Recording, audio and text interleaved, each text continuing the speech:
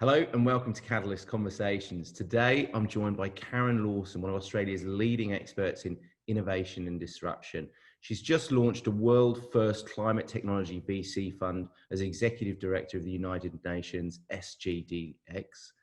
She's also on the board of Save the Children Fund Investment Committee, helping them invest into early-stage businesses, and has served as a board director of the government's Startup Hub. She's also helped the likes of Qantas and drinks giant Lion accelerate their innovation agendas. She's most recently been the managing director of Spotify and launched their podcast offering. And she's even helped the dating world by bringing eHarmony to Australia. Karen, with such an impressive track record, how does someone like you even define innovation? I think it's a really overused term, actually. I think it's a bit of an extension from creativity and thinking about having original ideas, but I think really innovation is around how we do things better and finding different ways of doing things that create new value. What are some of the traits or the behaviors that you see in companies that are really good innovators, continually self-disrupting consciously and what behaviors are they displaying? Yeah. Well, I think the first thing is being really comfortable with failure, and it's an often used term, but it's really true. I really do think that employees should feel that they are empowered every day to be able to bring their best selves to work and to question the practices and to be able to change. And these are not always big things. The way that you innovate and the way that startups innovate is tiny things, do lots and lots of tests, lots of experiments all the time. And I think that there has to be a natural curiosity, this kind of fire in your belly that wants to improve, wants to change things, is not afraid for things to fail, because we learn so much all of the time. That's why children, get up, they fall over, they bump into things. They're learning, they're experimenting, and that's really, really good. But somehow we lose that as we go through corporate life, that we get very attached to systems and processes and revenue streams, and we become too scared to change them, to adapt them, or to do things that are maybe revolutionary in nature as opposed to evolutionary. And that's the problem. So I think kind of those are the traits around what we need inside organizations to be successful, is this innate curiosity to learn, to play, but also have the freedom to fail. They're great words, aren't they? Learn to play and being curious, and all these traits. When you're in an organization, however, that's big and established, is there a sense of complacency that kicks in, or is it just a fear that holds these companies back from constantly looking at the way they operate?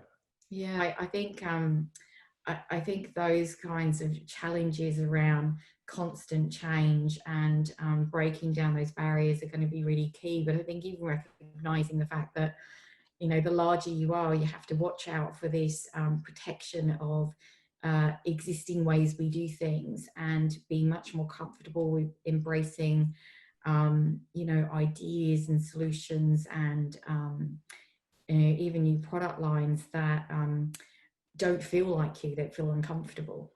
Yeah.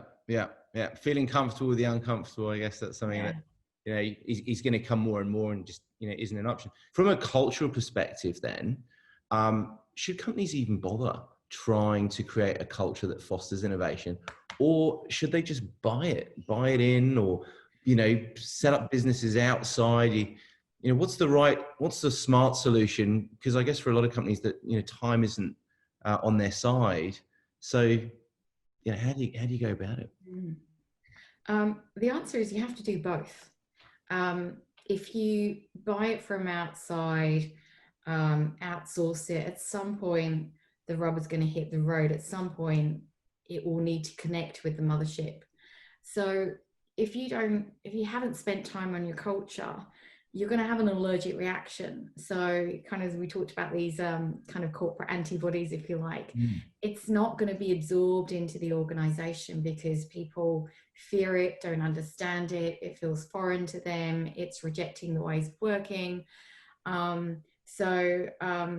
so doing that on its own doesn't work. And you know, my experience of running accelerators, of helping corporates and startups connect, you know, one of the first things that I'll do is you know, work with the CEO, work with those executive teams, and talk about culture. So, you know, have you prepared the organization for this? Are they prepared? And actually, one of the most magical things I think that comes from running an accelerator is not always the commercial outputs, but the journey the executive team and the journey the managers and the employees go through that really changes culture, the excitement, the energy that this brings. So outsourcing, I absolutely think you have to have outside in and inside out. So you have to do the work inside. I would encourage people to have innovation labs, but I would also say your work needs to be broader than that, building out your innovation champions, actually building this into the DNA of your organization. We work with a lot of companies on purpose and on strategy. The purpose is why we exist. Yeah. Right? And strategy is, what are we going to do for the next 24 months? Tactical. And in between that surely sits vision. What are we collectively striving to achieve to deliver on our purpose? Yeah. How important do you see vision in helping a company either become innovative or stay tactical and operational? Yeah. Look, it's I think more and more it's going to be kind of the lifeblood of your customer. You know, customers fall in love with brands. They often like products, but I think more and more they really fall in love with what is the purpose of your business and what is the vision of your business. If you look at, you know, a company like Unilever, which has so many brands underneath that, I mean, some of the work that they are doing is really awe-inspiring. You know, they're setting phenomenal goals for themselves. So they're kind of what we call the BHAGs, the big, hairy, audacious goals, like the moonshots. Right. And so whilst, you know, every day in our lives, we might, you know, look across the supermarket shelf or online, we're doing our shopping. We might not even recognize that some of these brands are Unilever, but, you know, I think, you know, how they are striving for, you know, really great things around sustainability in their business, removing waste, the circular economy. They're looking at, you know, kind of reducing the impact of their organization on the planet by 50% by 2030. I mean, these are really, really big visions for us to kind of love, to get behind. And ultimately, you know, companies will succeed or fail on their customers, because otherwise customers will move somewhere else. So, you know, you talk to someone about their love for, you know, Spotify or an Apple product or Tesla, you know, they could go other places to get that experience, but they're often really wedded to, you know, to the vision, to the mission, to the purpose of that business. And I think increasingly, you know, as we're going through this COVID world, a lot of consumers are now questioning, you know, what companies are doing, how they're following, kind of what their environment's sustainable impact is. And, you know, it's going to take everyone to play their part in creating a better world. So I think vision is really, really important in setting out, you know, how we're going to leave this world, how we're going to create a better environment for those who follow us. Yeah, right. Well, listening to you talk, it sounds like purpose is almost about pride and passion, but vision is about excitement and energy. Yeah. Yeah, I think so. Yeah. I don't think we get out of bed and go to work and we're just like, oh, I'm just, you know, our vision is to make $1 million a year. Sure. It's just not exciting. I think to be part of building something truly aspirational is, you know, that's exciting. And that's why I think also that everyone needs to come to work and be able to bring their best selves to work and be able to, you know, really input into improving things, because getting to that moonshot goal is only possible if every single one is able to just do that 0.1% better. And Yeah. that doesn't mean necessarily working harder, it's finding smarter ways to do things. Got to ask, I mean, you've worked with countless CEOs in this country and boards on helping them future-proof the organization. How do you apply innovation in your own life?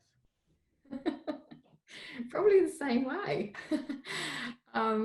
Look, I think I said, going back to some natural curious person, I get a lot of my energy from other people. So I think I've been very blessed, but I've also been very proactive around my own learning. I haven't simply sat in my lane. Uh, I've got a wide range of different friends and contacts and industries I've worked in, different age groups of people that I keep in contact with. So, just last week I was talking to the World Wildlife Fund, then talking to a consultant in climate change, then a CEO who's building a new business called The Voices, which is kind of capturing stories from your elders and from your loved ones, almost like a living family tree. So, every week, every day, I'm talking to different people in different environments, but I'm a big fan of kind of having your personal board of directors, these kind of really unique and interesting, challenging people that sit alongside you on life's journey, that sometimes push you outside of your comfort zone. Wow, I've never heard of the concept of a personal board of directors. That's fascinating. I should probably have a good think about that too. That would be very useful. Look, I've got to ask, and it's a question that I ask everyone that I interview. You've clearly had some great achievements so far.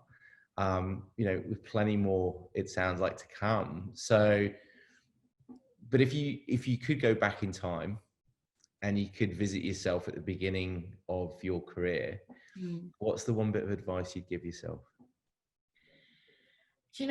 That's really hard. I was asked recently to contribute to a book, and the question was very similar. It was all these women, all different roles around the world, were asked to contribute, and the question was, write a letter to your 21-year-old self, and kind of on the themes of, what advice would you tell Karen at the age of 21?